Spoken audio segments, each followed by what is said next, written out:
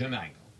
The administration still has a rough road ahead with Obamacare as insurance companies reprice their premiums for 2015, which will be known well in advance of the November elections. Everybody will know what the premiums are going to be well before the election, and the premiums are going to be much higher than I think the administration is counting on.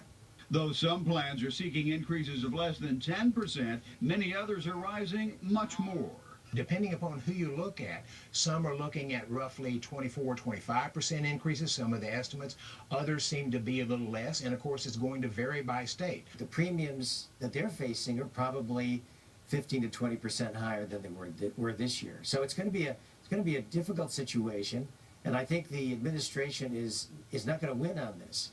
There are many plans that have to raise their premiums in excess of 25%. Those are typically cases where the plan mispriced the product to begin with. The administration argues Obamacare has actually held the cost of premiums in check, even pushing them down, and will mean average refunds of $80 per family this year. Some plans are indeed proposing smaller increases, but no matter how small, the president promised massive savings, saying every family would save $2,500 a year. In fact, they were about $3,000 higher at the end of his first term rather than $2,500 a year lower. So he missed it by a spread of about $5,500.